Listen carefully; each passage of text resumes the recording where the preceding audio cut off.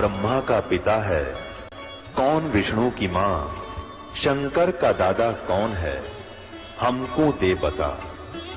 ये जानने के लिए कृपया सुनिए। जगत गुरु तत्वदर्शी संत रामपाल जी महाराज के अमृत वचन सर्व पवित्र धर्मों के पवित्र शास्त्रों के आधार पर। अपुण्यात्माओं, परमात्मा की कई लीलाएं बतानी पड़ेंगी इसमें। एक समय एक शेख तकी नाम का सिकंदर लोधी दिल्ली के बादशाह का गुरु था, धार्मिक गुरु था। और जब उसको ये पता चला कि सिकंदर लोधी के जलन का रोग कबीर जी ने ठीक कर दिया, परमेश्वर कबीर जी ने, और सिकंदर लोधी ने बताया कि मैंने अपने हाथों से अपनी तलवार से स्वामी रामानंद जी को मार दिया था, कत्ल कर दिया था, उसका धड़ से अलग कर दी थी उनकी जो गर्दन, और कबीर जी ने जीवित कर दिया। इस चीज को देख करके शेख तकी के मन में बहुत ईर्षा होगी कबीर जी के प्रति कि ये इतना प्रभाव जमा बैठा है राजा के दिल में, अब मेरी दाल गलेगी नहीं। और जब तक मैं कबीर जी को सिकंदर लोधी बादशाह के हृदय से नजरों से नहीं गिरा दूंगा, तब तक मेरी रीवैल्यू नहीं होगी। इस सोच से, इस दृष्टिकोण से उसने कबीर जी को नीचा दिखाने के लिए, एक दिन राजा काशी से आ रहा था सिकंदर लोधी, साथ में कबीर जी भी थे और शेख तकी भी थे। बनारस से दिल्ली लौटते समय एक दरिया के किनारे रात्रि में पड़ाव कर लिया था। अब शेख तकी ने कहा था, शेख तकी ने कहा कि राजन, मैं इसको तब मानूंगा कबीर को कोई शक्ति युक्त है, मेरे सामने कोई मुर्दा जीवित करके दिखा दे। ये तो जादूगर है, आपने उनकी गर्दन काट दी, इसने तुरंत जीवित कर दी होगी। जब जानो किसी मुर्दे को जीवित करके दिखाए तब मानो मैं, अन्यथा मैं सब मुसलमानों को कह दूंगा कि सिकंदर लोधी हिंदू बन गया है, इसने हिंदू गुरु बना लिया। इस बात का सिकंदर लोधी को पता था कि मुसलमान भोली श्रद्धालु मुसलमान जितने भी हैं वो शेख तकी के प्रत्येक आज्ञा का पालन करते हैं। इसने एक बार ये आग लगा दी तो तेरा राज्य नहीं रहेगा। चिंतित हुआ सिकंदर लोधी, तब परमेश्वर कबीर जी ने कारण पूछा तो कारण बताया कि ये शेख तकी ऐसे ऐसे कह रहा है भगवान, और ये सचमुच वहां दिल्ली में जाकर आग लगा देगा, सब मुसलमानों को मेरे विरोधी कर देगा, मेरे राज्य को खतरा हो जाएगा, मैं इसलिए चिंतित हूं। ये कहता है कि एक मुर्दा कोई जीवित करे कबीर तब मैं मानूं। कबीर साहब ने कहा कि उसको कह दो कि एक मुर्दा ढूंढ लाओ कोई। अब कहने का भाव यह है पुण्यात्माओं के मालिक की रजा, क्योंकि वो अपने भक्त को टेंशन युक्त नहीं रहने देते कबीर परमेश्वर। सिकंदर लोधी को अत्यंत टेंशन हो गई थी कि ये तो बात बिगड़गी, यो नहीं मानना किसी तरह भी। बहुत कुछ समझाया था कि पीर जी देखो मेरे क्या हालत थी, मैं कितना दुखी था, जलन का रोग मुझे लगा हुआ था और मैं स्वस्थ हो गया। आप जी ने सब जंतर मंत्र कर लिए थे, सब वैद्यों को आपने बुला लिया था, मैं फिर भी स्वस्थ नहीं हुआ था। कबीर जी के आशीर्वाद मात्र से मैं स्वस्थ हो गया। अब मैं इसको कैसे हृदय से उतार दूं। शेख तकी की तो दूनी भौंट सुकड़गी, उनकी चौड़ी पड़गी। ठीक है, तो इसी को मान ले, अपना गुरु मान ले इसको, मैं कह दूंगा मुसलमानों को। अब इतनी टेंशन होगी राजा को कि वही बात बिगड़गी। तब परमेश्वर ने कहा कि चलो। उसी समय लीला हुई। वो तो कहते सोचल छिद्र मैं करूं अपने जन के काज, ऐसी हुई रजा दाता की कि कुछ कबीले ऐसे हैं वो न तो जमीन में गाड़ते मुर्दे को, न सभा करते, अग्नि में नहीं जलाते हैं। वो क्या करते हैं, वो जल प्रवाह कर देते हैं। एक घास फूस का एक फ्लोटिंग बना करके एक बेड़ा सा तैरने वाला, लकड़ियों का सूखा, और उसके ऊपर लिटा देते हैं सुसज्जित कपड़े कुपड़े साफ उनको उड़ाकर, और एक दीपक प्रज्वलित कर देते हैं और दरिया में अपने रीति रिवाज से उसको प्रवाह कर देते हैं। ऐसे जल प्रवाह किया हुआ एक मुर्दा आ रहा था। 12-13 वर्ष की आयु का शरीर था उस बच्चे का। अब सुबह सुबह सभी खड़े थे, कोई नहा रहा था, कोई भोजन बना रहा था। किसी ने देखा कि मुर्दा आ रहा है, तो शेख तकी ने कहा कि बुला ले तेरे कबीर को, कर दे मुर्दे को जिंदा। अब कबीर परमेश्वर जी ने कहा कि शेख तकी पहले आप प्रयत्न करो, कहीं बाद में ये कहे कि मैं भी कर देता इसको। शेख तकी ने किए जंतर मंतर, वो मुर्दा चला गया 2-3 फरलांग यानी 1800 फुट डाउन स्ट्रीम में, नीचे को जल बह रहा था उधर को। तब शेख तकी ने कहा कि ये चाहता था कबीर जी कि मेरे सिर से बला टल जाए, मुर्दे कभी जिंदे होते, वो तो कयामत के समय होंगे। तब परमेश्वर कबीर जी ने कहा कि ठीक है। ऐसे इशारा किया था मालिक ने उस मुर्दे को जो जा रहा था नु बह करके, उसको ऐसे कर दिया, वो वापस चल पड़ा जैसे इंजन वाली नौका वापस चल पड़ती है दरिया के फ्लो के विपरीत, बहाव के विपरीत। ऐसे अप स्ट्रीम को और आ गया, और वहां आकर के रुक गया जहां कबीर परमेश्वर विराजमान थे, खड़े थे, आए हैं, उपस्थित थे। मुर्दा से ऊपर रुका हुआ है जैसे नौका हो, और नीचे से दरिया की तरंगे बह रही हैं, लहरें। तब परमेश्वर ने कहा कि हे जीवात्मा, कबीर परमेश्वर जी ने कहा कि हे जीवात्मा, जहां भी है कबीर हुक्म से इसमें प्रवेश कर, मुर्दे में वापस आ जा। तू एकदम वहीं से वो आत्मा वापस प्रवेश हुई, और वो लड़का जीवित होकर के बाहर आके परमेश्वर कबीर जी के चरणों में दंडवत प्रणाम किया। बोलो बंदी छोड़ कबीर साहेब की जय हो।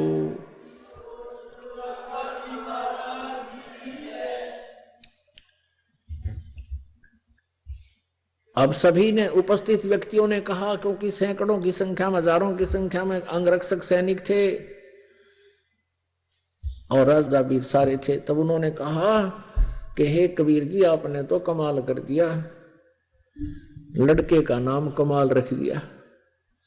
और 12-13 वर्ष की आयु का पुत्र था, लड़का था किसी का, वो अपने पुत्र के रूप में परमेश्वर ने पाला पोसा, उस पुनर्जन्म प्राप्त प्राणी को भक्ति दी, अपने पास रखा पुत्र रूप में। ऐसे ही शेख तकी ने एक दिन कहा, भाई ये तो नहीं बात बनी, ये तो इसका तो जो नजरों से नहीं गिरा राजा के, तो उसने स्कीम बनाई, अपने मुसलमानों से सबसे मिलकर कहा कि भी ये जादू जंतर करता है, और लड़का जो जल प्रवाह कर दिया गया था वो जीवित था, वो सदमे में था, और सदमे वाले कोई जादू जंतर करने वाले जीवित कर ही देते हैं। भाई इसको हम तब मानेंगे ये अल्लाह की जात है, इसमें कोई शक्ति है। मेरी पुत्री जो कब्र में दबा रखी है, शेख तकी पीर की पुत्री, कुछ दिन मरे हो गए थे उसको, और वो कब्र में दबा रखी थी, महीने या 20 दिन या जीते 2 महीने की 6 भी नहीं थी। और कहने लगा जब जानो मैं इसको, मेरी बेटी को जीवित करके दिखा दे। फिर वही समस्या पैदा करती। सिकंदर लोधी फिर टेंशन में। कबीर परमेश्वर ने कहा कि टेंशन ना करो राजन, कह दो इसको, शेख तकी को कह दो कि मुनादी करवा दे, आसपास अनाउंसमेंट करवा दे कि आज से तीसरे दिन वो लड़की जीवित की जाएगी जो कब्र में दबी हुई। सब जगह डंडोरा पटवा दिया, मुनादी करवा दी, अनाउंसमेंट करवा दी। कई हजार व्यक्ति आकर इकट्ठे हो गए उस निश्चित दिन को। कब्र फुड़वा दी, बच्चे का शरीर सूखा पड़ा था। अब परमात्मा ने कहा कि शेख तकी तो भी कर ले ट्राई कर दे, फिर बाद में न्यू कह मैं जीवित कर दूं।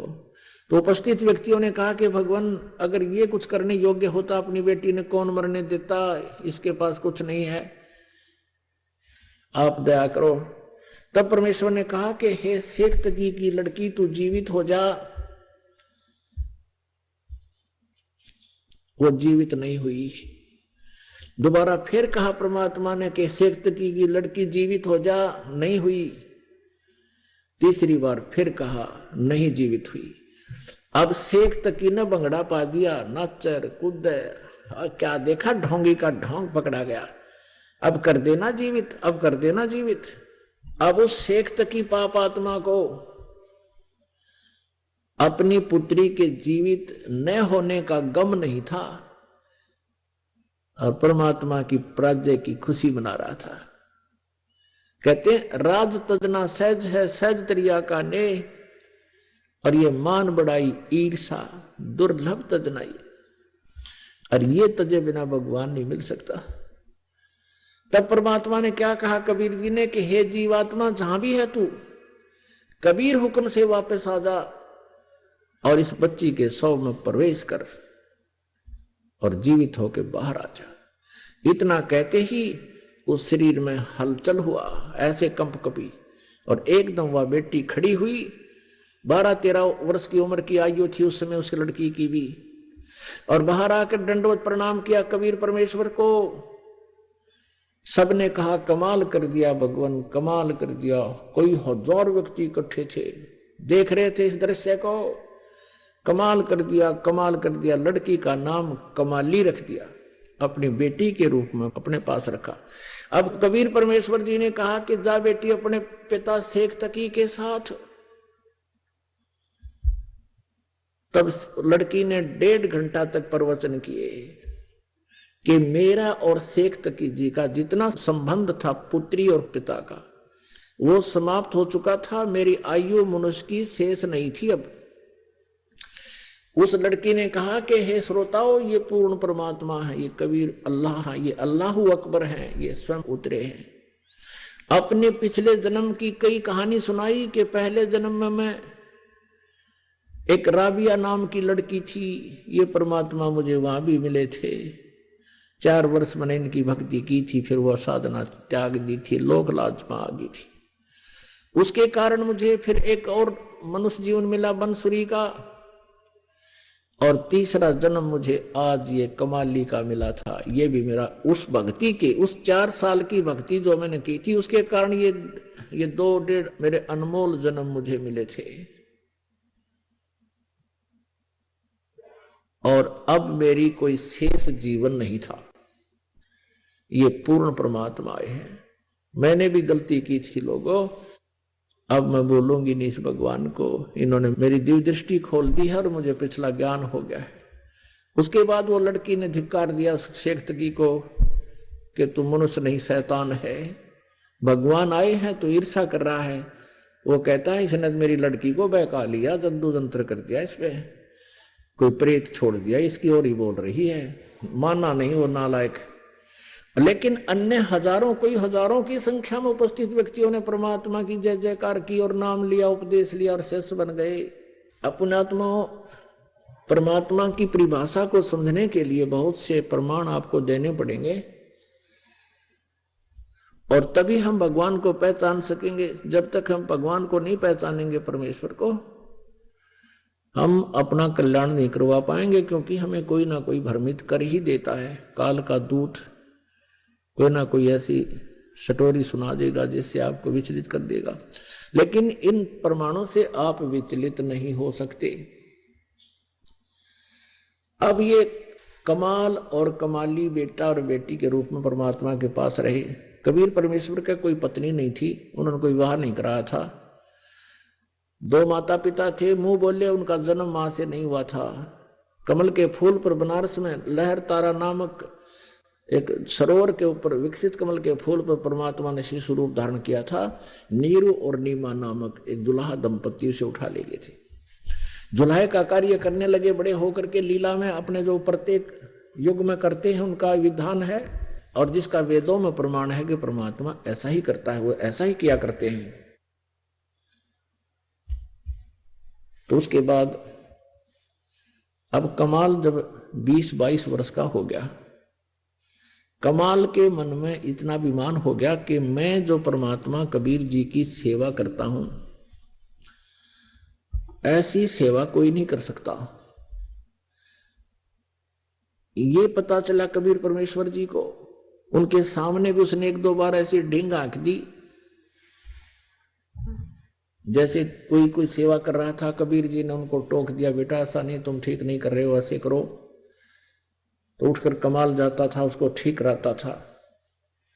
तो 2-4 बार वो ऐसा होने से उसने ये मान लिया कि जो सेवा मैं गुरु जी के जो अनुसार कर सकता हूं, जिसे ये प्रसन्न रहते हैं, कोई नहीं कर सकता।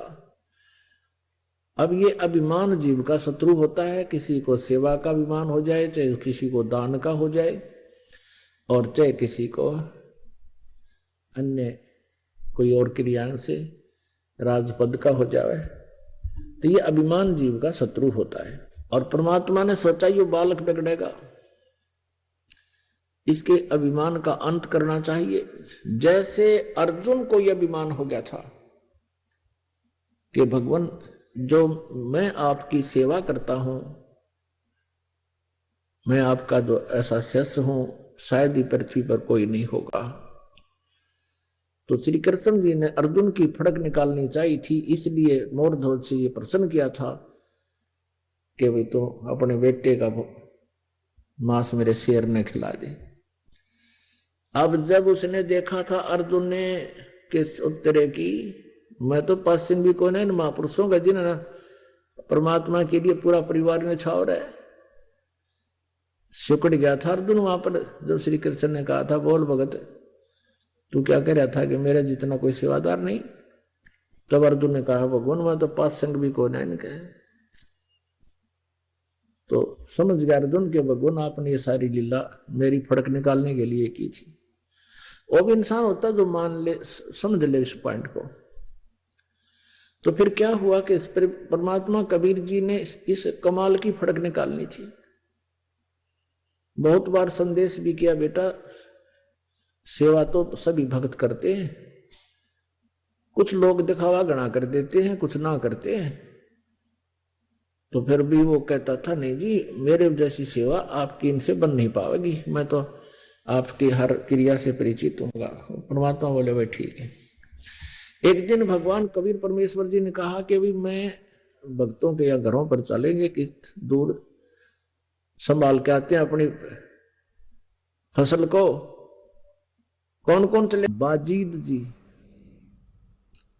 और एक कमाल। कमाल कहने लगा, महाराज जी मैं तो आपके साथ अवश्य चलूंगा, आपकी सुविधाओं का सब ध्यान थोड़े रख सकते हैं। परमात्मा कबीर परमेश्वर जी बोले ठीक है बेटा चलो। अब वाजिद जी जिसने राज त्याग दिया था, मुसलमान थे वह, और जंगल में जाकर बैठ गए थे। वहां भी परमात्मा उनको मिले थे, बेटा घर त्यागते राज त्यागने से और जंगल में कुटी बना लेने से परमात्मा प्राप्ति, अल्लाह प्राप्ति नहीं होगी जब तक आपकी साधना ठीक ना होगी। तब परमेश्वर ने उनको ज्ञान दिया था। उसके बाद वो मालिक के पास आ जाते थे, सत्संग सुनते थे और फिर अपनी कुटिया में चले जाते थे। तो वो बाजिद जी और कमाल जी और परमेश्वर जी तीनों चल पड़े। उधर से सम्मन नेकी और उनका पुत्र सेऊ जो 12-13 वर्ष की उम्र का था, वो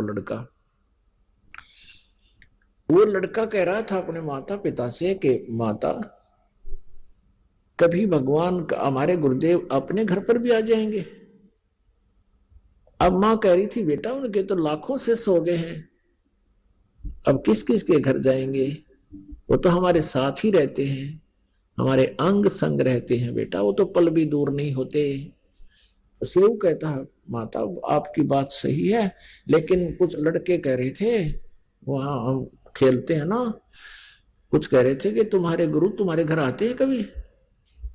तो मैंने उनसे यही कहा था कि हमारे गुरु जी के तो लाखों शिष्य हैं, किस किस के घर जाएंगे भैया, हमारे तो साथ ही रहते हैं।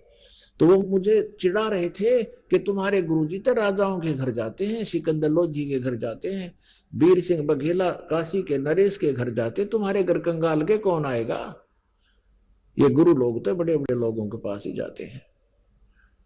तो लेकिन कहा बेटा ऐसा मन में भी मत लाना, हम अपने भगवान अपने गुरुदेव से परिचित हैं, उनको राजा और रंक एक समान है,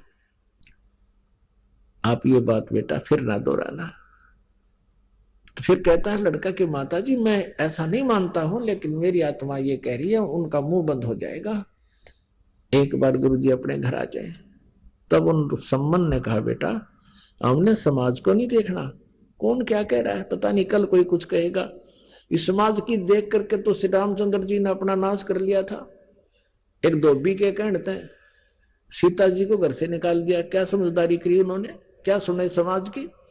जब सीता जी को श्री रामचंद्र जी रावण की कैद से छुड़वा कर लेकर चलने लगा, तब उसके मन में यही बात आई थी कि लोग वहां व्यंग मारेंगे, यूं कहेंगे ये दशरथ का पुत्र रामचंद्र और सीता 12 वर्ष तक उसके रावण के पास रही, उस औरत को स्वीकार करके ले आया, ये उल्टा है। उसके लिए उसने सीता से शर्त रख दी थी कि रावण भी मार दिया, कई करोड़ सैनिक मर गया आपस में लड़कट के, और सीता को छुड़वा लिया। और फिर भी श्री रामचंद्र जी ने कहा कि मैं परीक्षा लेकर ही तुझे ले चलूंगा घर पे, नहीं मैं समाज का सामना नहीं कर सकता। क्या परीक्षा लूंगा कि अग्नि में जला कर देखूंगा, जलते गई तो मर जाएगी, तू उल्टा है, और नहीं जली अग्नि में तो तू बिल्कुल निष्कलंक है। ऐसा ही हुआ था।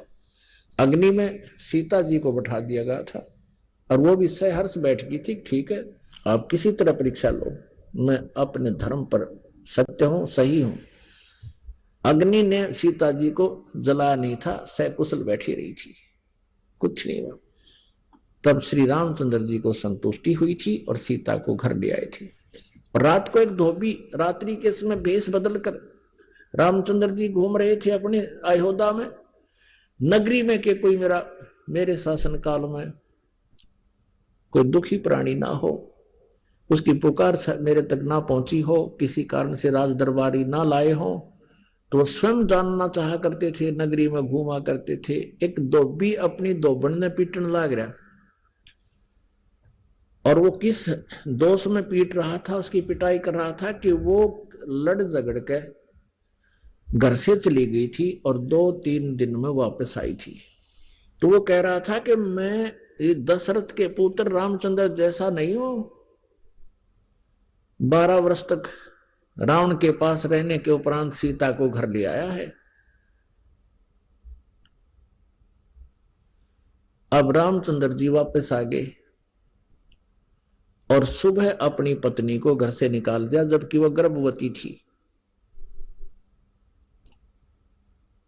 अपने आत्माओं आमीन को मर्यादा पुरुषोत्तम कहें और बड़े अच्छे न्यायकारी कहें। यू के न्याय किया उस राजा ने एक गर्भवती स्त्री को, जबकि परीक्षा लेकर आया, उसने अपना कॉन्फिडेंस क्या रहा समाज के सामने, समाज तक पता नहीं क्या क्या कहेगा कल ने, अपना विवेक कहां गया उनका। और हजारों आदमियों के सामने उसने परीक्षा ली थी, सीता जी की अग्नि में नहीं जली थी वो, और सबको पता था, सबने बता दिया था ऐसे ऐसे माता निष्कलंक है, और फिर अपनी क्रियाओं पर विश्वास नहीं हुआ और एक गर्भवती लड़की को, अपनी पत्नी को बाहर निकाल दिया। और कारण क्या बताया कि मैं लोगों की दंत ये व्यंग नहीं सहन कर सकता। फिर कल ना कोई किसी और के बारे में कह देगा, कोई परसों माँ के बारे में कह देगा, उनको भी निकाल देना। अरे यार अपना कॉन्फिडेंस हो राजा का, लोगों के कहने से क्रिया करता है, फिर राजा ठीक नहीं है। तो पुण्यात्माओं घर से निकली थी सीता और कलेजा धड़का मारा। अब कैसे उसने अपना जीवन निर्वाह किया होगा, कहां कहां गई होगी, कि ना जाने किस प्रकार के दुष्ट लोग जंगलों में रहते होंगे, कैसे परेशान करने की चेष्टा की होगी। चल ना भी हुई हो लेकिन एक सोचा जा सकता है। और रहम नहीं भगवान के, और उसको हम भगवान कहा करते। सम्मन ने अपने पुत्र से ये कहा कि बेटा समाज की नहीं सुना करते, हमने अपने गुरुदेव की बातों पर विश्वास होना चाहिए, उनके प्रतिक्रिया पर विश्वास हो बेटा। इतनी कुछ चर्चा वो कर ही रहे थे आपस में। इतने में वो तीनों परमात्मा, कबीर देव जी और दोनों उनके शिष्य बाहर एक थोड़ी सी दूरी पर एक छोटा सा छप्पर डाल रखा था मेन गेट का, उसके बीच में था उनका मेन गेट, और पीछे वो बातें कर रहे थे। उससे बीच में आंगन था और पीछे एक झोपड़ा और डाल रखा था और उसमें बैठे वो बातें कर रहे थे। आवाज लगाई परमेश्वर ने कि भाई कोई है घर पे। अब नेकी ने कहा कि बाहर ऐसा लगता है जैसे गुरुदेव जी बोले हो। अब सम्मन कहने लगा कि आप चर्चा कर रहे हैं ना भगवान की, इसलिए हमें हमारे कान बाज रहे हैं। परमात्मा यहां कैसे आ सकते हैं इतनी दूर। तो थोड़ी देर में फिर आवाज लगाई कि भाई सम्मन है क्या घर पे। अब फिर तो उनकी तीनों की एकदम उधर ही नजर गई। सामने देखा परमात्मा गेट के बाहर खड़े हैं। तीनों भाग गए नंगे पैरों। अब यूं खड़े होकर तीनों मुंह की तरफ देख रहे हैं कि हम सौपन तो नहीं देख रहे हैं। सचमुच परमात्मा यहां आगे हैं क्या। आंखें मल रहे हैं, आंखों में आंसू आने लगी है। अब ये कहना भी भूल गए, कहा जो अंदर प्रवेश करो गुरुदेव। तब कमाल ने कहा कि गुरु जी को यहीं खड़ा रखोगे क्या, अंदर भी तो लेकर जाने की कहो। तब उनकी वो एकदम सपना सा टूटा कि आ जाओ भगवान, अंदर आ जाओ।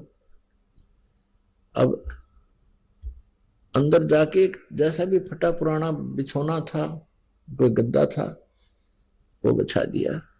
बैठो भगवान। शाम का समय हो गया था। अब सम्मन बैठ गया गुरुदेव के पास। चर्चा हुई, कुशल अक्षेम पूछा।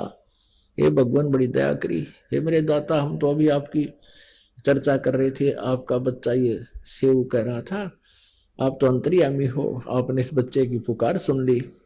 आज ही अभी तो चर्चा कर रहे थे, हमारे गुरुदेव जी हमारे घर भी कभी आ सकते हैं। हम इनको समझा रहे थे, आप तो अंतर्यामी हैं, हे मालिक, आप तो सब जानते हो। आप जैसे सुन ही रहे थे हमारी, आपने तुरंत हमारी आशा इच्छा की पूर्ति कर दी। ऐसी चर्चाएं कर रहा था। कुछ देर के बाद कहा, भगवान भोजन का सुनाओ, भोजन की कहो बात। तब कबीर परमेश्वर ने कहा, बेटा पैदल चल कर आए हैं, भूख लगी हम सबको, भोजन तैयार करो। अब सम्मन घर पे आया अपनी पत्नी के पास, अंदर जहां उनका अपना अलग झोपड़ा था, झोपड़ी में, और कहा, नेकी खाना बनाओ, गुरुदेव के लिए भूख लगी है। अब नेकी ने कहा कि हमारे अपने घर पे आज एक अन्न का दाना भी नहीं है और नहीं आटा है। अब सम्मन ने कहा कि जाओ किसी से उधारा ले आओ। नेकी कहती है, मैं कई घरों में गई थी और उनसे मैंने प्रार्थना की है कि आज हमें आटा उधारा दे दो,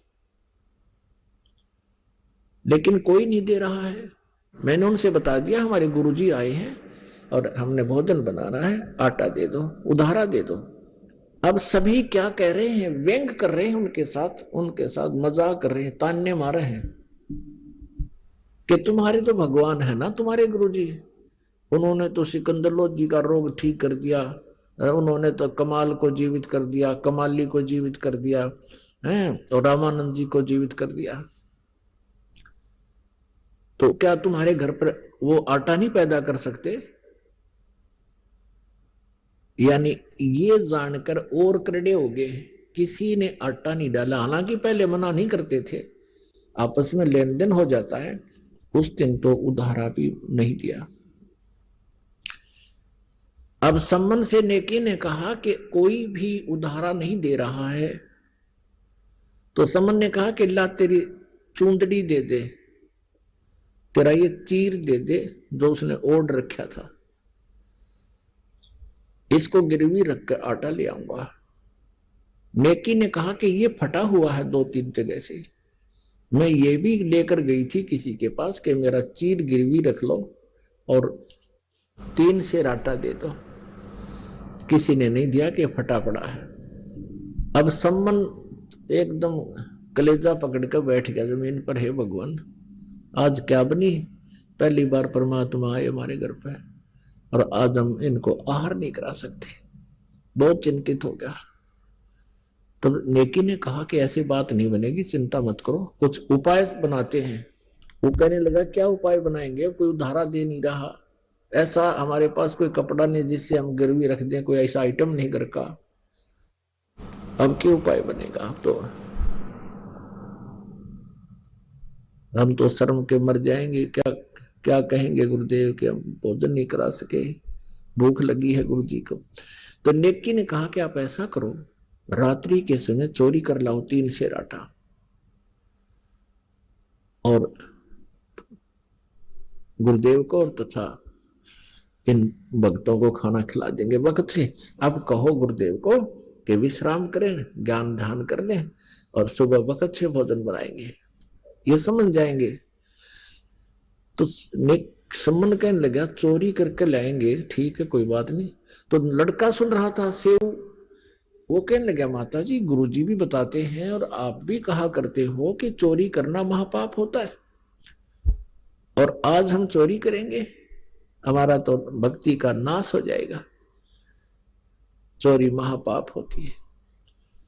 तब नेकी ने कहा बेटा चोरी को दान कर देंगे हम, वो पाप नहीं कल्याण का कारण होगा।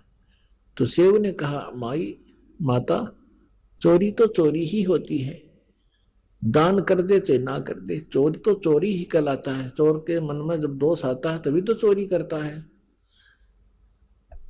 तो नेकी ने कहा बेटा बात सुन ले, इस नगरी के लोगों के पास धन बहुत है और ये माया इस जीव की दुश्मन होती है। आज इनके माया का नशा बन गया बेटा, और इस नगरी से यदि कबीर परमेश्वर अपने गुरुदेव भूखे चले जाएंगे, इस नगरी का नाश हो जाएगा बेटा, ये पूरा नगर खत्म हो जाएगा, ये सत्कर मान लेना। यदि तूने इस नगरी को, क्योंकि हमने इसमें अपना जीवन निर्वाह किया है, इनको बचाना है तो बेटा चोरी कर लाओ। तो सेव कहने लगा ठीक माता। फिर कथा सुनाई, माता ने कथा सुनाई कि एक नगर में ऐसे ही माया के ये पुजारी रहा करते थे, ये माया के धनवंत रहते थे। एक सिद्ध पुरुष और उसका शिष्य आकर के नगरी से बाहर जंगल में बनी में बैठ गया। अब वो इतने अभिमानी हो गए थे, पैसे वाले व्यक्ति, किसी को दान दक्षिणा भी देनी बंद कर दी थी उन्होंने। अब उस सिद्ध पुरुष ने उस लड़के को भेजा अपने को कि जा बेटा भिक्षा मांग ला। नगरी में वो लड़का युवा लड़का था, 15-16 साल का, जा 18-19 वर्ष का होगा। अपनी झोली लेकर के पहुंचा। नगर के तकरीबन सभी घरों में उसने अलख जगाई, आटा दो माई, आटा दो माई। तो सभी ने उनको धमका दिया कि मस्टंडो तुम अपना काम करके क्यों नहीं खाते, मजदूरी कर लो, कहीं पर मांगने आ जाते हैं, यहाँ पर शर्म नहीं आती है। लड़का वापस चला गया और कहा गुरुदेव किसी ने भी आटा नहीं दिया और बहुत कुछ बातें बनाते हैं। अब वो सिद्ध पुरुष था, उसने कहा कि जा एक बार फिर जा बेटा। वो दोबारा फिर गया, ऐसे ही वो खाली आ रहा था।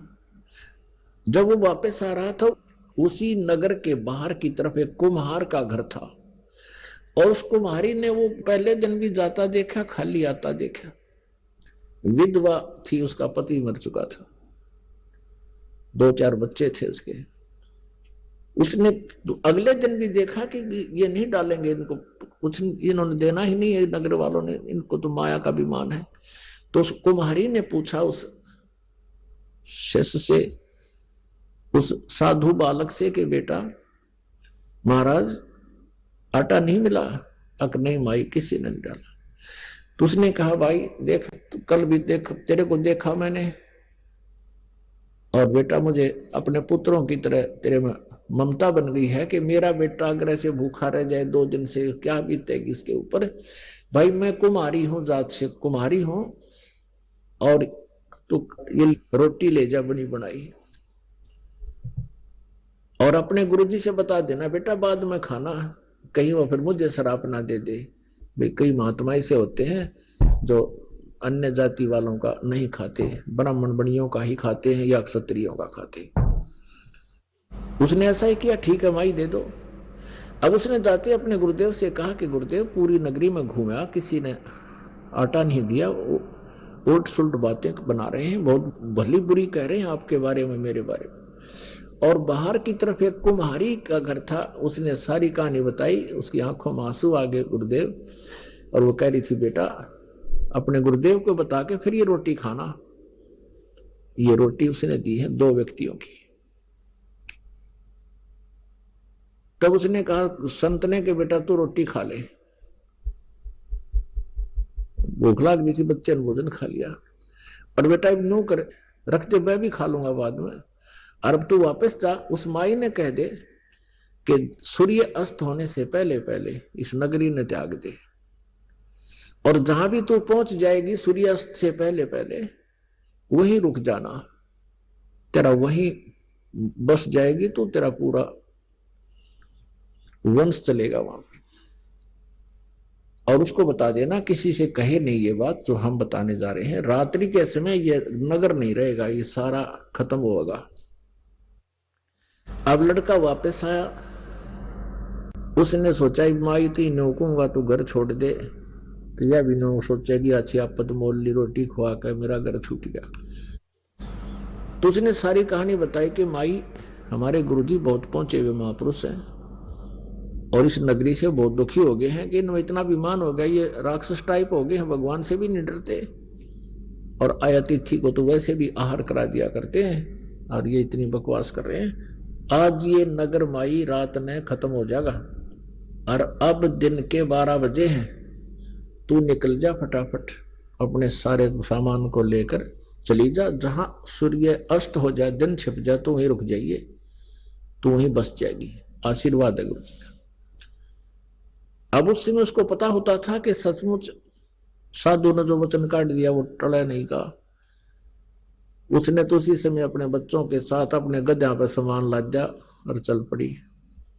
सूर्य जहां हुआ वहां रुकेगी। तो रात्रि के समय वो पूरा नगर उस संत ने नष्ट कर दिया कि इसे राक्षसों को तो एक का दिन खत्म कर दिया जाए तो अच्छा है। तो पूरा नगर खत्म हो गया। कहते वहां से फिर वो माई दूर जाकर बस की, फिर वहां लोग इकट्ठे हो गए, अभी कैसे का उन्होंने सारी कहानी बता दी कैसे ऐसे। तो वहां लोगों ने इकट्ठा होकर उसको जमीन भी दे दी, उसके निर्वाह के लिए पैसे भी दे दिए, उस माई के ठाठम ठाठ कर दिए और उनका नाश कर दिया। तो धर्म तो दसके नहीं, दसके तीनों लोग, खैर आए तुम्हें खैर है कीजिए आत्म भोग।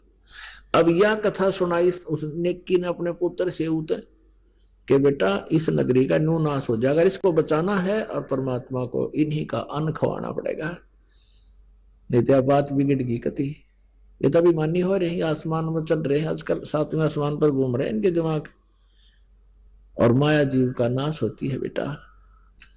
तो सेव ने कहा माता फिर हम चोरी करेंगे। रात ने पिता पुत्र दोनों चोरी करने चल पड़े।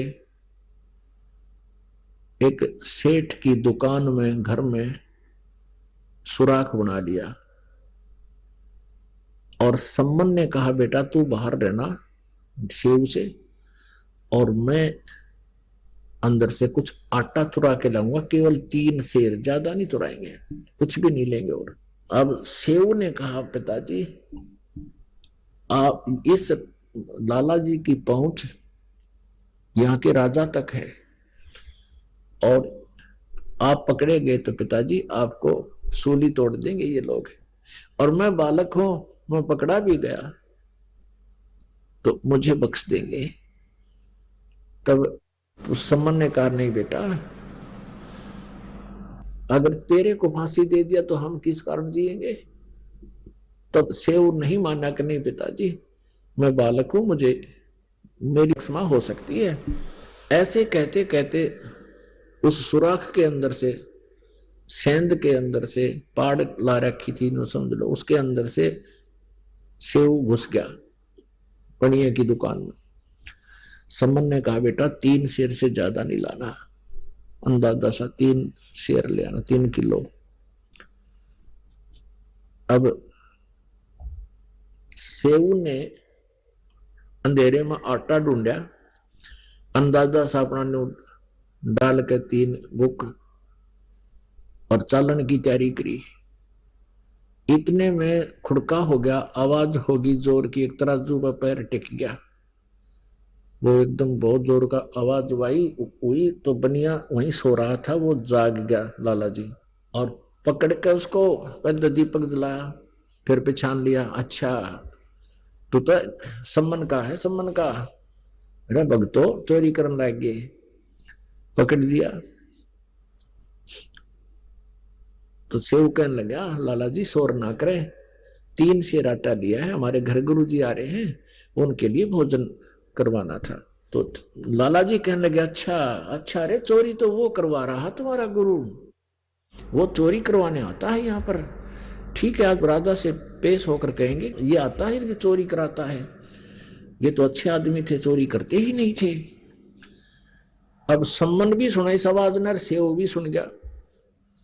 उन्होंने सोचा भाई जुल्म हो गया, गुरुदेव को आहार तक करा नहीं सके, अब ये सुबह गुरुदेव की बेइज्जती करेंगे, ये लोग राजा के पास पेश करेंगे और ना जाने के सजा दिवाएंगे।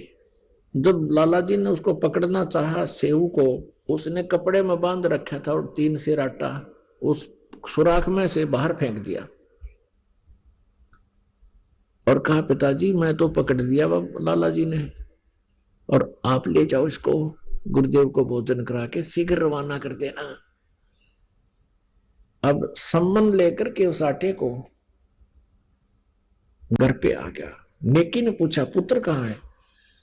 सारी कहानी बताई कि लाला जी ने पकड़ लिया और हो सकता है कल वो गुरुदेव को भी पकड़ के राजा के पास पेश करेंगे। और कह रहा था वो लाला जी कि चोरी तो इनके गुरु कराते हैं, ये तो ठीक आदमी थे, कभी चोरी करते नहीं थे, अपना मेहनत करके खाते थे, और कल राजा के पास जाकर के उसको इनके गुरु को सबक सिखाएंगे। नेकी कहने लगी, तू वापस जाओ और लड़के का सिर काट लिया, किसी तरह बकाबकू का एक बाहर गर्दन निकाल ले, और चाहे इतना अंदर घुस के काटना पड़ो, उस बच्चे का सिर काट ले,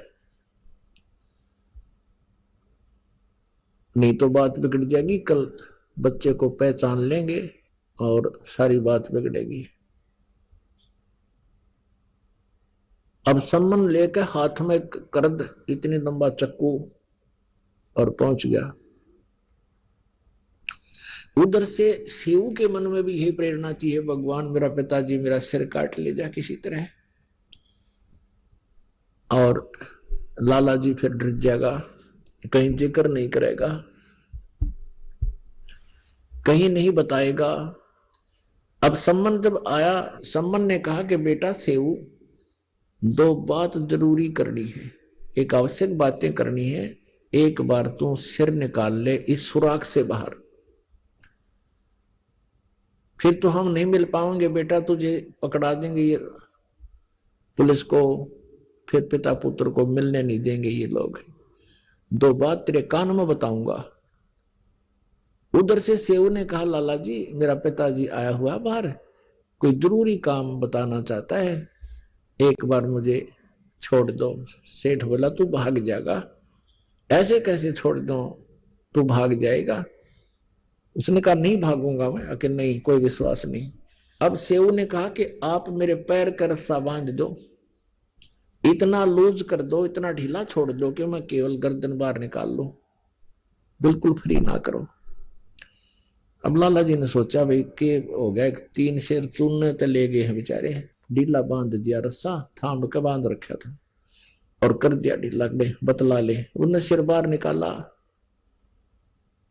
जब बाहर सिर निकाल लिया तो सेव बाट इंतजार कर रहा है कि पिताजी कोई बात कहे, लेकिन बाप था, हाथ पीछे का पीछे रहेगा, वो कर्द छुपा रखी थी, तलवार छुपा रखी थी। तब उस लड़के ने कहा, 12-13 वर्ष के बच्चे ने, कि पिताजी मेरी गर्दन काट ले जाओ, यदि आप मेरे बाप हो तो मेरी गर्दन काट ले जाओ। इतना कहते ही सम्मन में भी करंट सा आ गया और बेटे की गर्दन काट के शीश न उठा ले गया। नेकी बोली, इसको ताक में रख दे, यानी अलमारी के एक हिस्से में। और फिर कहा कि अब तू फिर वापस जा। नेकी बोली तू वापस जा। आइए अब हम उन श्रद्धालुओं के अनुभव जानते हैं जो जगत गुरु तत्वदर्शी संत रामपाल जी महाराज जी से दीक्षा प्राप्त कर चुके हैं तथा उनके द्वारा बताए गए भक्ति मार्ग पर चल रहे हैं। सर नमस्कार। हाँ नमस्कार जी। सर क्या नाम है आपका? मेरा नाम भूपेंद्र सिंह कौंडले जी। भूपेंद्र सिंह जी कहाँ से आए आप? मैं जिला सोलन गांव नौनी से हूँ जी, हिमाचल प्रदेश। सर संत रामपाल जी महाराज से नाम दीक्षा लेने से पहले आप क्या भक्ति साधना करते थे? संत रामपाल महाराज जी से दीक्षा लेने से पहले हमारे एक जहाँ मैं रहता हूँ उससे 7 किलोमीटर दूर एक जटोली आश्रम है जो जिसमें योगानंद महाराज जी का आश्रम है। तो मैंने वहाँ से नाम दीक्षा ली थी और कम से कम 1997 से लेके 2017 तक मैं वहीं साधना करता था जी। सर जैसा कि आपने बताया कि आप अपने गांव के पास ही किसी संत को गुरु बना रखा था, तो फिर सर जब आपने गुरु बना ही रखा था तो फिर आप संत रामपाल जी महाराज जी की शरण में क्यों आए? ये एक बड़ी दुखद घटना है जी, क्योंकि 2017 में मेरे पुत्र की अचानक मृत्यु हो गई। तो जैसे ही मैं घर पहुंचा तो मैंने अपने बच्चे की जो भी संस्कार होते वो किए। उसके बाद जब मैं अपने रूम में गया तो मेरे को उसकी बड़ी याद आई। तो मैं पहले शराब भी पीता था, बीड़ी सिगरेट भी, जर्दा भी खाता था। तो मैंने वहाँ अलमारी के पास, जिस कमरे में मैं सोता था, अलमारी के पास शराब की बोतल पड़ी हुई थी। तो मैंने वो शराब की बोतल रात को 11 बजे उठाई, गिलास में डाली और उसको मैं पीने लगा।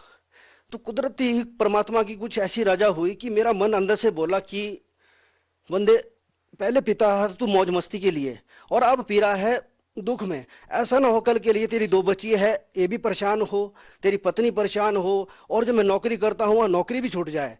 और मैंने भगत जी 3 बोतलें थी, तीनों बोतलें मैंने ऐसे उठाई और अपने घर से पहले साइड को इतनी जोर से फेंकी कि मेरे को आवाज़ आई उसकी, ठनन ठनन ठनन। फिर तसल्ली हुई। फिर मैंने बोला हे परमात्मा, इस दुनिया में कोई भगवान है तो कहाँ है, कैसा भगवान है, भगवान है क्या चीज़? मेरे को संत रामपाल महाराज जी की एक ज्ञान गंगा दी थी। तो मैंने वो ज्ञान गंगा पुस्तक वहाँ रखी थी शेल्फ के ऊपर। तो कुदरती वो किताब दिखी मेरे को। तो मरता क्या नहीं करता, नींद आ नहीं रही थी, शराब मैंने बोतलें बाहर फेंक दी थी। तो मैंने वो ज्ञान गंगा पढ़नी स्टार्ट कर दी। जब मैंने ज्ञान गंगा पढ़नी स्टार्ट करी तो मेरा पूरा शरीर कंपन आने, पूरा शरीर कंपन हो गई मेरे शरीर में कि अरे बंदे तू तो वैसे ही दुख मना रहा है। तो फिर मैंने बार बार किताब पढ़ी। तो मैंने संत रामपाल महाराज जी से मन ही मन प्रार्थना करी, हे परमात्मा मैं आपका नामदान जरूर लूंगा, पर इसमें जो शर्त है वो शर्त है नशा। नशे के बगैर मेरे को टट्टी भी नहीं आती थी सुबह। तो मैंने प्रार्थना की, है परमात्मा कि अगर मेरा नशा छूट जाए तो मैं आपका नामदान जरूर लूंगा। तो फिर मैं करता रहा कोशिश। तो जुलाई में गुरु पूर्णिमा आती है। तो गुरु पूर्णिमा में मेरे पास 2 ही ऑप्शन थे, या तो मैं संत रामपाल महाराज जी का ज्ञान लूं या फिर जो हमारे जटोली आश्रम है वहाँ मैं अपना जनेऊ बदलाऊं। पर दुविधा ये थी कि मेरा नशा नहीं छूट रहा था। तो मैंने 7 तारीख को परमात्मा को दंडोबत किया, जैसे इंटरव्यू में इसमें देखता था, जो टीवी में आता था। तो मैंने दंडोबत किया और मैंने प्रार्थना करी, है परमात्मा अगर आप वाकई में परमात्मा हो, हे मेरे दाता, तो मेरा सारा नशा छूट जाना चाहिए और मैं आपका ज्ञान लूँगा, क्योंकि मेरे अंदर अवगुण है तो सिर्फ नशा है, बाकी मेरे अंदर कोई अवगुण नहीं है जो मैं मानता हूँ। तो 7 तारीख को सुबह में उठा, मैं टॉयलेट गया, मैंने जर्दा खाया और उसके बाद जब दिन का भोजन किया, दिन का भोजन के उसके बाद मैंने सारा का सारा जितनी भी सिगरेट की डबिये थी वो भी त्याग दी, जर्दे की पुड़िया थी वो भी फेंक दी। और 9 तारीख को मैं संत रामपाल महाराज जी के जहाँ नामदान स्थल है वहाँ मैंने नाम दीक्षा ली। सर हम आपसे ये जानना चाहते हैं कि संत रामपाल जी महाराज से नाम दीक्षा लेने के बाद आपको क्या लाभ मिले? संत रामपाल महाराज जी के नाम लेने के बाद मेरे को सबसे पहले तो ये लाभ मिला, जब मैं नाम दीक्षा लेके आया तो मेरी माँ ने सोचा मेरे बच्चे ने बीड़ी भी छोड़ दी, सिगरेट भी छोड़ दी, यार कोई बात जरूर है, उन संत में कोई बात जरूर है। कि भगत जी 3-3 डब्बी मेरी सिगरेट की लगती थी, शराब की बोतलें लगती थी। तो जब मैं शराब पी के जाता था तो मेरा जनाजा लोग देखते थे। सिर्फ मेरी माँ एक ऐसी थी कि मेरी माँ बोलती थी कि बेटा छोड़ दे, बाकी मेरे को कोई नहीं बोलता था। सबसे बड़ी बात तो ये मेरे नशे छूटे, मैं एक इंसान बना। और नंबर 2, मेरी माताजी को भूत प्रेत की बाधा थी। सवेरे 5-5 बजे वो जो उनके देवी आती थी वो खेलती थे। जब उनको मैंने नाम दीक्षा दिलाई तो मेरी माता भी बिल्कुल स्वस्थ है। और उसके बाद मेरे पुत्र कि डेथ के बाद मेरे पिताजी भी डिप्रेशन में चले गए थे। जब वो डिप्रेशन में चले गए थे तो उनकी दवाई IGMC शिमला से चलती थी, तो उनकी दवाइयों के साथ उनके सारा मुंह फट गया और बिल्कुल वो कमज़ोर हो गए थे। तो मैंने अपने पिताजी को भी ज्ञान धीरे धीरे धीरे समझाकर फिर उनको भी नाम दीक्षा दिलाई। आज मेरे मम्मी और पापा और मैं बिल्कुल स्वस्थ है। आज की डेट में मेरे मम्मी पापा ऐसे लगते थे कि जैसे मेरे बचपन में जवान थे, आज भी वैसे दिखते मेरे को। सर जैसा कि आपने बताया कि पहले भी आप भक्ति करते थे, तो सर हम आपसे ये जानना चाहते हैं कि सर आप किसी और संत से भी नाम दीक्षा लेते तब भी आपका नशा छूट सकता था, तब भी आपकी समस्याएं दूर हो सकती थी, आप संत रामपाल जी महाराज जी की शरण में ही क्यों गए? सर अगर जो नशे की बात रही, मैंने कोशिश की पहले भी बहुत, क्योंकि मैं इस नशे की वजह से जलील बहुत होता था, तो मैंने बहुत कोशिश करी, नहीं छूटा। पर संत रामपाल महाराज जी के नाम में ऐसा जादू है कि नशा छोड़ना कोई आसान नहीं है। अब देखो इतने यहाँ वो चले हुए नशा मुक्ति केंद्र, सरकार उसके ऊपर लाखों करोड़ रुपए खर्च करती, पर मेरे संत रामपाल महाराज जी की दया देखो आप कि सिर्फ नाम लेने की कल्पना की थी मैंने। सर 7 तारीख को नाम लेने की कल्पना की थी, 7, 8, 9 तीन दिन तक मेरे को बिल्कुल इच्छा भी नहीं हुई। और जब तो नाम दीक्षा ली सर, तब तो फिर ऐसा लगता है ये नशा कि भाई 200 मीटर से भी इसकी स्मेल आती है। तो सर इतना बड़ा परिवर्तन आप में कैसे आया कि पहले आप नशा नहीं छोड़ पा रहे थे और संत रामपाल जी महाराज जी से नाम दीक्षा लेने के बाद आपने नशा छोड़ दिया? तो सर ऐसा संत रामपाल जी महाराज जी क्या देते हैं, क्या जड़ी बूटी देते हैं कि जो भी उनसे नाम दीक्षा लेता है वो तुरंत नशा छोड़ देता है? संत रामपाल महाराज जी के जो ज्ञान है, जो प्रथम नाम जो दीक्षा देते हैं, उसी नाम में ऐसा जादू है कि इंसान की कुदरती ही अंदर से इच्छा बिल्कुल मर जाती है, नशे की बिल्कुल इच्छा भी नहीं होती और वो बिल्कुल उसको एक अच्छा इंसान बन जाता है वो।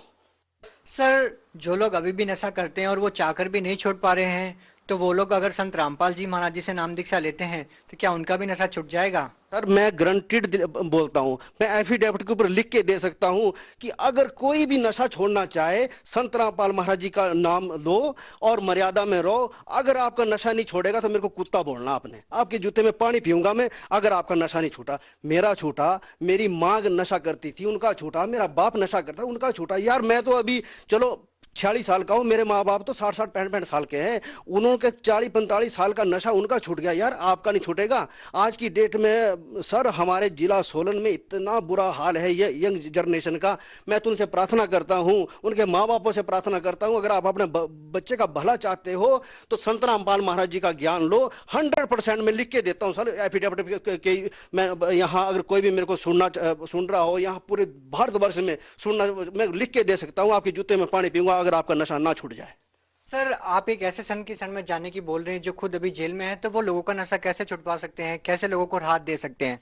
सर संत रामपाल महाराज जी के ज्ञान में ही शक्ति है, क्योंकि मैंने भी संत रामपाल महाराज जी की जेल में जाने के बाद नाम दीक्षा ली। जब मेरा नशा छूटा तो यार आपका नशा भी जरूर छूटेगा। सर आपने संत रामपाल जी महाराज से नाम दीक्षा कब ली? मैंने संत रामपाल महाराज जी से 2017 जुलाई में नाम दीक्षा ली। देखो जी, जिस ज्ञान गंगा पुस्तक ने मेरे पूरे शरीर को हिला दिया और जिस नाम लेने से मेरा नशा छूट गया, तो मैं क्यों किसी की शरण में जाऊं? और संत रामपाल महाराज जी का ज्ञान पूर्ण ज्ञान है। संत रामपाल महाराज जी कोई डमरू नहीं बजाते सर। संत रामपाल महाराज जी गीता में से ज्ञान बताते हैं, बाइबल में से ज्ञान बताते हैं, गुरु ग्रंथ साहिब में से ज्ञान बताते हैं। ऐसा कौन सा ज्ञान, ऐसी कौन सी बुक्स है जिसमें संत रामपाल महाराज जी ने खोल खोल के नहीं बताई? ठीक है, ये बड़ी बड़ी भागवतें जहां होती है, तो ये जब भागवतें होती है, जब पैसे लेने की बारी आती है, फिर ये कबीर साहब को आगे कर देते हैं। दान दियो धन ना घटे कहेंगे संत कबीर, मानते ये नहीं है। फिर पर जब लेने की बारी आती फिर कबीर साहब को आगे कर देते हैं। सर एक और चीज हम आपसे जानना चाहेंगे। सर हिंदुस्तान में बहुत सारे संत हैं, तो सर और संतों से आप संत रामपाल जी महाराज जी को किस प्रकार से अलग पाते हैं? संत रामपाल महाराज जी बिल्कुल अलग है, क्योंकि वो जो नाम दीक्षा देते ना तो वो कोई दिखावा करते हैं, ना कोई दाढ़ी, ना कोई तिलक, ना किसी भगत को वो। सबसे बड़ी बात, जो सबसे बड़ी बात मैंने आज तक अनुभव करी सर, सबसे बड़ी बात वो अनुभव करी कि संत रामपाल महाराज जी का शिष्य कभी झूठ नहीं बोलेगा। अगर वो झूठ बोलेगा उसका नाम खंड हो जाएगा, उसको महसूस हो जाएगा। ठीक है, और संत रामपाल महाराज जी का कोई भगत आपको नशा करने वाला नहीं मिलेगा। संत रामपाल महाराज जी का भगत आपको झूठ बोलने वाला नहीं मिलेगा, रिश्वत देने वाला नहीं मिलेगा, रिश्वत लेने वाला नहीं मिलेगा, गरीबों की सहायता करने वाला मिलेगा। तो संत रामपाल महाराज जी की बिल्कुल अलग है। संत रामपाल महाराज जी कोई दिखावा नहीं करते, साधारण देख लो, जैसे क्या नाम बिल्कुल आम आदमी होते उस तरह के है, कोई दिखावा नहीं है, कोई वेशभूषा नहीं, सिंपल वस्त्र पहनते हैं। और हमारे को भी संत रामपाल महाराज जी बोलते हैं कि बिल्कुल सिंपल रहो, जब जितने तुम सिंपल रहेंगे उतनी तुम्हारी भक्ति उजागर होगी। सर जैसा कि अभी आपने बताया कि संत रामपाल जी महाराज जी के भक्त और संत रामपाल जी महाराज समाज भलाई के कार्य करते हैं, तो सर हम देखें तो बहुत सारे ऐसे संत और भक्त हैं जो इस प्रकार के कार्य करते हैं समाज भलाई के। तो सर आप संत रामपाल जी महाराज जी को अन्य संतों से किस प्रकार से अलग पाते हैं? संत रामपाल महाराज जी बिल्कुल डिफरेंट इसलिए पाए जाते हैं क्योंकि संत रामपाल महाराज जी ने ऐसे ऐसे गुण रहस्य को इन हमारे गीता में से, बाइबल में से निकाल कर संतों को बताया।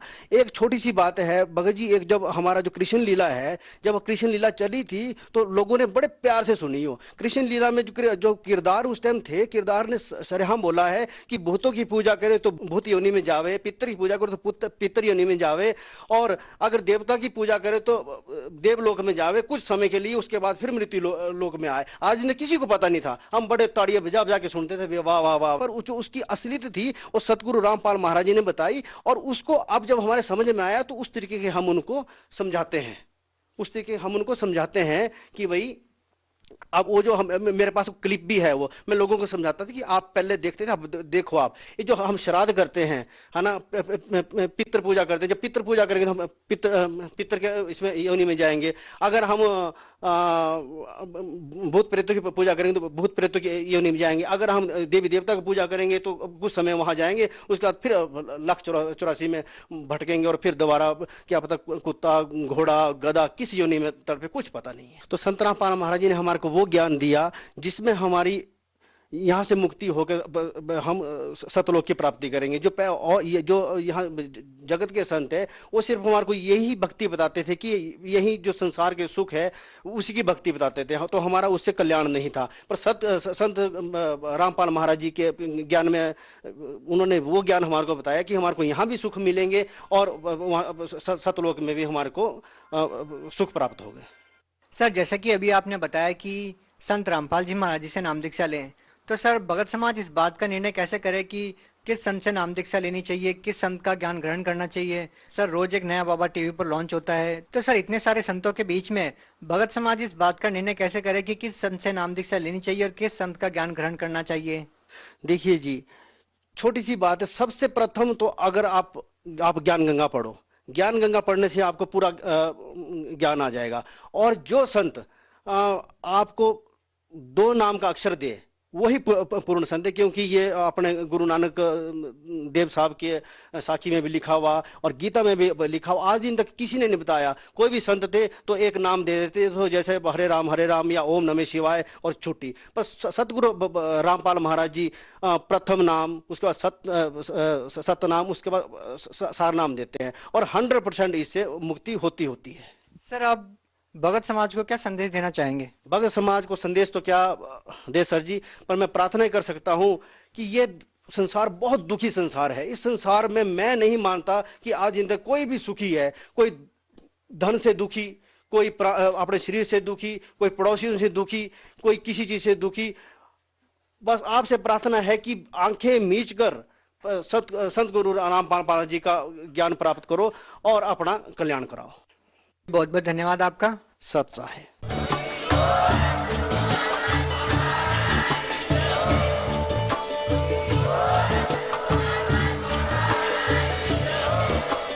आप सुन रहे थे जगत गुरु तत्वदर्शी संत रामपाल जी महाराज जी के मंगल प्रवचन। अधिक जानकारी के लिए विजिट कीजिए हमारी वेबसाइट www.jagatgururampalji.org। संत रामपाल जी महाराज जी के शुभ आशीर्वाद से पूरे विश्व भर में 500 से भी ज्यादा नाम दीक्षा केंद्र हैं, जिन पर संत रामपाल जी महाराज जी द्वारा ऑनलाइन निःशुल्क नाम दीक्षा दी जा रही